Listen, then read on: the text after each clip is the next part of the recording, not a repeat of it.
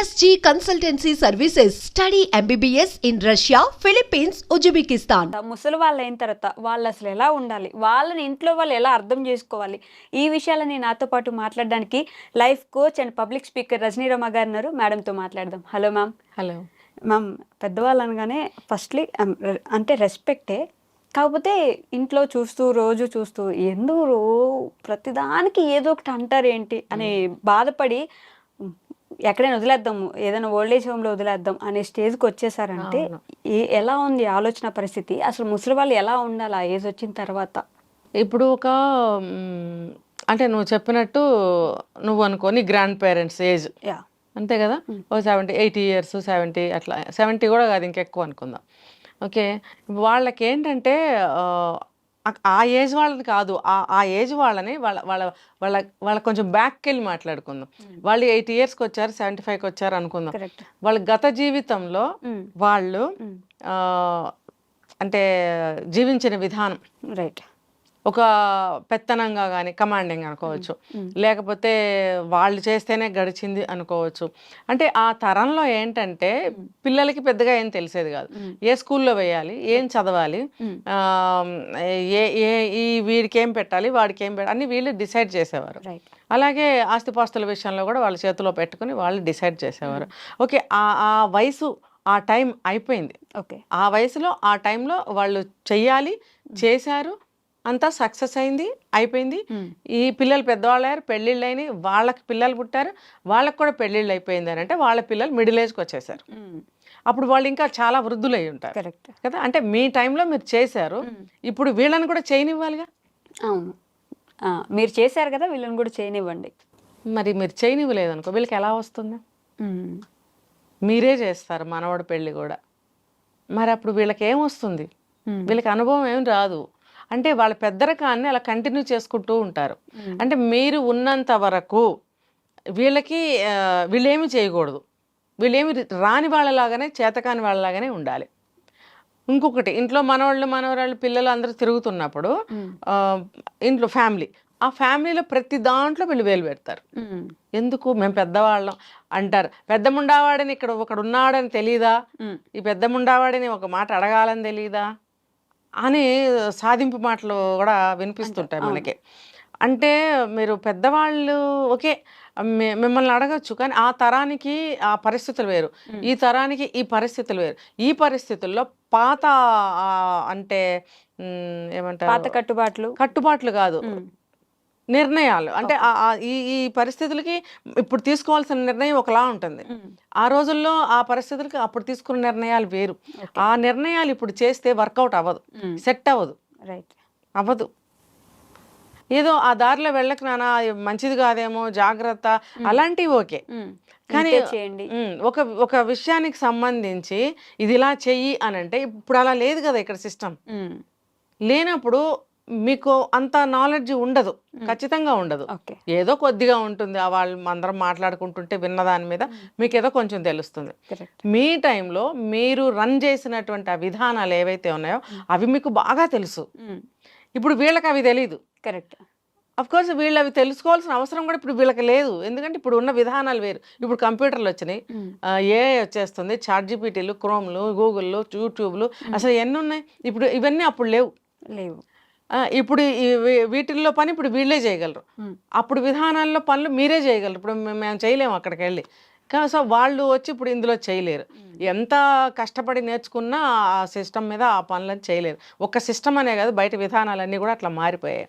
ఇంకొకటి ఎలా ఉంటుందంటే చెప్పే విధానం వేరు, ఇది ఇంపార్టెంట్. మీరు ఏం చెప్తున్నారు అనేది కాదు ఇక్కడ, ఎలా చెప్తున్నారు అనేది ఇంపార్టెంట్. ట్రెండీగా మీరు ట్రెండీగా చెప్పినా కూడా ఇప్పుడు వాళ్ళు తీసుకోరు, ఎందుకంటే వీళ్ళ ఒపీనియన్ ఏంటి, పాత సిచ్యువేషన్స్కి బట్టి చెప్తున్నారు, ఇప్పుడు అది నడవదు తాత అంటుంటారు. కరెక్ట్ కదా. అంటే అది ఏదన్నా ఎక్కడన్నా కొంచెం వర్కౌట్ అయితే అవ్వచ్చు, కానీ ఇది తెలుసుకుని వాళ్ళు ఏం చేయాలంటే నిజమే అని అనుకోవట్లా. మేము చూడందా, మాకు తెలియందా, అదేదో మారినంత మాత్రాన మిగతా అన్ని మారిపోయినాయా? మా రోజుల్లో మేము పెద్దవాళ్ళని ఇలా అనేవాళ్ళం కాదు, గౌరవం లేదు, విలువ లేదు, భక్తి లేదు అనడము, ఏడవడము, గొడవలు చేసుకోవడం. ఇంకా ఇప్పుడు ఇక్కడ ఉన్నారనుకో వీళ్ళు కొడుకు కోడలు నీ అంత కూతుళ్ళు ఉంటారు, వీళ్ళందరూ ఎగ్నెస్ట్ అయిపోతారు వాళ్ళకి కదా. అట్లా గొడవ చేస్తున్నావు. నువ్వేం చేస్తావు, మీ అమ్మ పడే బాధ చూడలేక నువ్వు వెళ్ళి తాతతో పోట్లాడతావు, లేకపోతే అమ్మమ్మతోనో నానమ్మతోనో పోట్లాడతావు. ఎందుకు, మీ అమ్మ బాధపడింది కాబట్టి. నీకు మీ అమ్మ కరెక్ట్ అంతే కదా కదా. మరి మీ నాన్నకో మీ అమ్మకో వాళ్ళ పేరెంట్స్, అయ్యో మా పేరెంట్స్ బాధపడుతున్నారే, మా పేరెంట్స్ ఇలా అంటున్నారని వాళ్ళు బాధ. ఇదంతా లేకుండా ఉండాలంటే ఏం చేయాలంటే, మన టైం అయిపోయింది, ఇప్పుడు రిటైర్మెంట్ ఇచ్చేస్తారు, మన ఆఫీస్కి వెళ్ళి వర్క్ చేస్తానంటే ఊరుకుంటారా? ఊరుకోరు కదా. నీకు రెస్ట్ ఇచ్చారు, నువ్వు ఉపయోగించిన నీ తెలివితేటలు, నీ స్కిల్స్ అన్నీ మేము వాడుకున్నాం, ఓకే నువ్వు ప్రశాంతంగా జీవించు అని చెప్పి పెన్షన్ ఇచ్చి ఇంటికి పంపించినప్పుడు ఇంట్లో విషయాలకు కూడా అలాగే ఉండాలి. ఎందుకంటే నీకు 56 ఏళ్ళు వచ్చే వరకు అన్నీ నువ్వే చేసావు, ఇక మీద వాళ్ళని చేయని. గైడెన్స్ ఇవ్వండి, కావాలంటే చూస్తూ ఉండండి వెనక నుంచి. ఏదన్నా వాళ్ళు అడిగితే మీకు వర్కౌట్ అవుతుందని అనుకుంటే చెప్పండి, వాళ్ళు చేసుకుంటారు. కానీ ప్రతి దాంట్లో అడ్డుకోవడము, ప్రతి దాంట్లో మాకెందుకు చెప్పరు, మా పెద్దరికాన్ని ఎందుకు ఇన్సల్ట్ చేస్తున్నారు, పెద్దవాళ్ళంటే విలువ లేదు. కాదండి, విలువ లేకపోవడం కాదు, అక్కడది కుదరక. మీరు ఇలా అన్న కొద్దీ నిజంగానే విలువ తగ్గిపోతుంది అక్కడ. ఇలా అంటున్నందువల్ల నిజంగా విలువ తగ్గుతుంది. అదే కానీ మీరు అలా ఉన్నారనుకోండి, మీకు ఎంతో భక్తిగా, గౌరవంగా, ఒక విలువగా మీకు కావాల్సినవన్నీ చూస్తూ మిమ్మల్ని చక్కగా చూసుకుంటారు. మీకు ఇది కావాలా, అది కావాలా, రెస్పెక్ట్ ఉండాలి. మన సలహా వర్కౌట్ అవ్వనప్పుడు సలహా ఇవ్వాలని వెళ్ళడము, మాకు విలువ ఇవ్వండి అనడము, మీరే అందరికీ అన్నీ చెప్పాలనుకోవడము. కారణం ఏంటంటే మేము ఇంకా ఉన్నాం కాబట్టి, పెద్దవాళ్ళం కాబట్టి, మీ అమ్మ నాన్నలు కాదు మమ్మల్ని అడగండి అని మిమ్మల్ని అన్నారనుకో మీ తాతలు.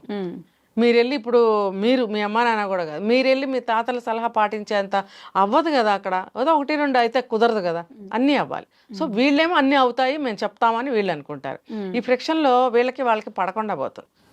అప్పుడు చిన్న చిన్నగా సాధింపులు, గొణుగుళ్ళు, సనుగుళ్ళు, చిన్న చిన్న గొడవలు, వైఫ్ అండ్ హస్బెండ్కి గొడవలు రావటము, పిల్లలు అన్రెస్ట్ ఫీల్ అవ్వడము, ఇంట్లో అన్రెస్ట్ వచ్చేస్తుంది. ఇదంతా ఎందుకు, ఈ రీజనింగ్ వల్ల ఏంటంటే కొంచెం దూరంగా తిరుగుతూ ఉంటారు. అదొక్కటే కాదు, ప్రతి ఆడవాళ్ళు ఉన్నారనుకోండి, వాళ్ళు ఏం చేస్తారు, ఆ కూతురన్నా కోడలన్నా ఎంత వయసు అన్నారా నీకేం రాదు, ఇది ఇలా కాదు, నీ మొహం నీకు ఇది అది ఏదోటి అంటుంటారు. అప్పుడు అత్తగారి మీద వాళ్ళకి కోపం వస్తుంది కదా. పోనీ నువ్వు చేయగలవా, అమ్మో అత్తగారికి పని చెప్పింది అంటారు. నాకు మంచిగా చేస్తున్నాను కదా, మనిషి తినేటట్టే ఉంటాయి కదా, చేస్తున్నప్పుడు మంచిగా మీకు ఇస్తున్నాను కదా, తినండి, ఆరోగ్యంగా ఉండండి, ఎంజాయ్ చేయండి, ఒకళ్ళు ఉంటే ఒకళ్ళు, ఇద్దరు ఉంటే ఇద్దరు. అయితే ఏంటి, అలా పాటించుకున్నప్పుడు అందరూ కలిసిమెలిసి ఉండటానికి అవకాశం ఉంటుంది.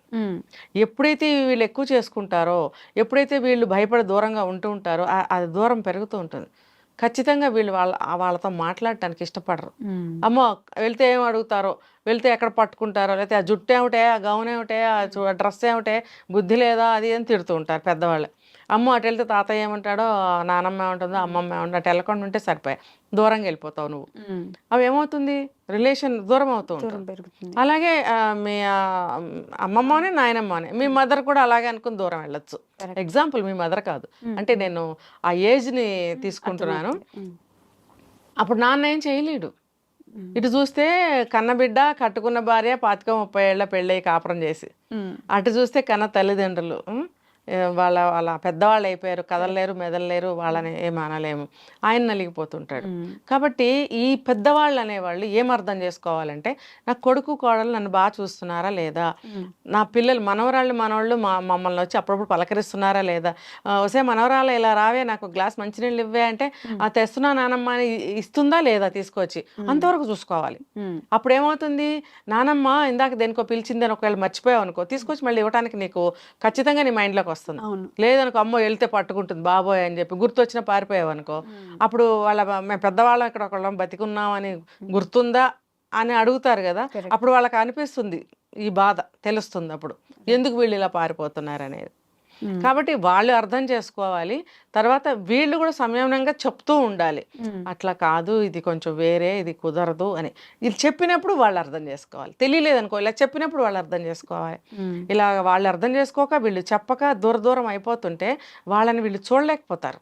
చూడట్లేదని వాళ్ళు బాధపడతారు. సింగిల్ అయినా సరే, వాళ్ళు ఇద్దరున్నా సరే, బాధపడుతూ ఉంటారు. అప్పుడు చూసే మూడో వాళ్ళకి ఏమనిపిస్తుంది, వాళ్ళు వీళ్ళని సరిగ్గా చూడరట. ఆటోమేటిక్గా వయసు వచ్చిన తర్వాత ఓపెన్ అవ్వాలని చూస్తారు. Correct. ఎవరన్నా కనిపిస్తే వాళ్ళకి చెప్తూ ఉంటారు, మా కొడుకులా కోడలిలా, మనవరాళ్ళు కూడా అంతే, మనవాళ్ళు కూడా అంతే అని. అనవసరంగా వీళ్ళు బ్యాడ్ అవుతూ ఉంటారు. ఎందుకంటే వాళ్ళ బాధ ఎవరికి చెప్పుకోవాలి? వాళ్ళు ఇక్కడ ఉండలేరు, బయటకి వెళ్ళి ఎక్కడ ఉండలేరు, గబగబా బయటకు వెళ్ళిపోయి ఎక్కడికైనా వెళ్ళి కాసేపు తిరిగి రాలేరు కరెక్ట్. కదా, వాళ్ళకై వాళ్ళు ఏం చేసుకోలేరు. అలాంటప్పుడు వాళ్ళు ఏం చేయాలి? గవర్నమెంట్ ఉద్యోగం అయిపోయిన తర్వాత ఇంటికి వెళ్ళండి అని డబ్బులు ఇచ్చి పంపినప్పుడు మీరు అలా ఉండాలి. చక్కగా మీకు టీవీలు ఉంటాయి, ఇంట్లో అన్నీ ఉంటాయి, ఇల్లంతా తిరగచ్చు, మీకు అన్నీ ఉంటాయి. మీరు ఆ స్వతంత్రాన్ని, ఆ హక్కుని మీరే కోల్పోతున్నారు. మీరే ఏదో ఒకటి అంటూ వాళ్ళ బాధపడుతూ, మీరు బాధ పెడుతూ అలా చేయకండి అని పెద్దవాళ్ళందరికీ నేను చెప్తున్నా. ఇంకొకటి, సింగిల్ అయితే కనుక ఇంకో పెళ్లి చేసుకుంటే బాగుండు అనుకుంటున్నారు. ఎస్, ఇప్పుడు అదొక ట్రెండ్. నాకు వయసు మీద పడిపోయింది, ఇంకో తోడు ఉంటే బాగుండు, నేను రెండో పెళ్లి చేసుకుంటాను అని. మరి ఇదంతా సరి చేసుకుంటే మీకు వీళ్ళందరూ తోడు కాదండి మీకు? మనవరాలు కూర్చొని మీతో కాసేపు మాట్లాడదా? మనవడు కాసేపు కూర్చొని బయట కొత్త విషయాలన్నీ మీకు నేర్పడా? కొడుకు కోడలు అందరు కూర్చొని మీరు ఒక కప్పు టీ తాగరా? రైట్ కదండి. మరి కాబట్టి పెద్దవాళ్ళు కూడా మార్పు తెచ్చుకోవాలి. వాళ్ళకి మార్పు తీసుకొచ్చేలాగా ఈ కొడుకు కోడలు కానీ, కూతురల్లుడు కానీ ఎవరైనా సరే విశదీకరించి చెప్పడం అనేది చేయాలి. వీళ్ళు ఇలా చెప్పినప్పుడు వాళ్ళు అర్థం చేసుకోవటం అనేది చేయాలి. అప్పుడు కుటుంబం బాగుంటుంది. వీళ్ళు కూడా వాళ్ళని చూస్తారు. ఏ ఓల్డ్ ఏజ్ హోమ్లో వేయాల్సిన పని లేదు, లేకపోతే ఇంట్లోంచి గెంటేయాల్సిన పని లేదు. అంటే ఇది ఒక ఆప్యాయత అనేది పెంచుకోవాలి ఒక వయసు వచ్చిన తర్వాత. రేపు వీళ్ళకి 50 ఏళ్ళు వచ్చింది, రేపు వీళ్ళకి 70-80 వస్తాయని వీళ్ళు అనుకోవాలి. వాళ్ళు కూడా మేము ఈ వయసు నుంచి దాటి ఈ వయసుకి వచ్చాం కాబట్టి మన బాధలు మనం పడ్డాం, ఇప్పుడు వాళ్ళని పడని, వాళ్ళకి ఎక్స్పీరియన్స్ అవ్వని, మనం వెనక నుండి ఇలా సపోర్ట్ ఇద్దాం అని వాళ్ళు అనుకోవాలి. వాళ్ళు పడి చూస్తారులే, అన్ని నేర్చుకుంటారు. బాబు ఈ విషయంలో కొంచెం జాగ్రత్త నాయనా అని చెప్పే వరకు చూసుకోండి మీరు. అంతేగాని ఈ రోజులను బట్టి అక్కడ పరిస్థితులు ఎలా ఉన్నాయో దానికి అనుగుణంగా మీరు చెప్తే అక్కడ జరగకపోవచ్చు. అడిగితే చెప్పండి, వాళ్ళకి ఇష్టమైతే అది ఇంప్లిమెంట్ చేస్తారు. కరెక్ట్. అనవసరంగా మన విలువని, మన ప్రేమని మనమే చేతులారా కొంతమంది పెద్దవాళ్ళు పోగొట్టుకుంటున్నారు. దానివల్ల బయట వ్యక్తులు చూసే వాళ్ళకేమో వీళ్ళు చూడరంట అనే ఒక చెడ్డ పేరు కూడా మీరే మీ కొడుక్కి కోడలికి తీసుకొస్తున్నారు. కరెక్ట్ కదా. అదే కానీ కొంచెం అంత సరి. ఇప్పుడు చూడండి, చాలా మంది చెవులు పోయి, కళ్ళు పోయి, మూలపడి ఎవరు ఉండట్లేదు, చాలా యాక్టివ్గా ఉంటున్నారు. 80-90 ఏళ్ళు వచ్చినా కూడా వాళ్ళకి ఏం తెలియదు. మరి అన్ని ఆకలింపు అవుతూనే ఉంటాయి. అయినా ఉన్నప్పుడు మరి మీరు ఎందుకు స్టడీలో ఉండలేకపోతున్నారు? మీరు నిందల పాలవుతున్నారు, వాళ్ళని నిందల పాలు చేస్తున్నారు. అది అర్థం చేసుకుంటూ ఉంటే మీ కొడుకు కోడలే, మీ మనవాళ్ళే మనవరే, మీరందరూ ఒక కుటుంబమే. ఒక కుటుంబంగా మీరందరూ కలిసి ఉండటానికి మీ పెద్దవాళ్లే సహకరించాలి, పాటుపడాలి. మీరు పడాల్సిన కష్టం అంటూ ఏం పెద్దగా ఏముండదు, జస్ట్ కోఆపరేషన్ అంతే. అంతే. జస్ట్ ఓకే, ఉన్నాం చూస్తున్నాం అంటే సరిపోతుంది. ప్రతి దాంట్లో ఇబ్బంది పెట్టకుండా వీళ్ళు కూడా అర్థం చేసుకుంటే సరిపోతుంది. అప్పుడు మళ్ళీ పెళ్లి చేసుకుందాం అనే ఆలోచన కూడా రాదు. ఎందుకంటే ఇప్పుడు ఇంతమంది ఫ్యామిలీ మెంబర్స్ ఉన్నారు, పండగ వచ్చినా చాలా బాగుంటుంది.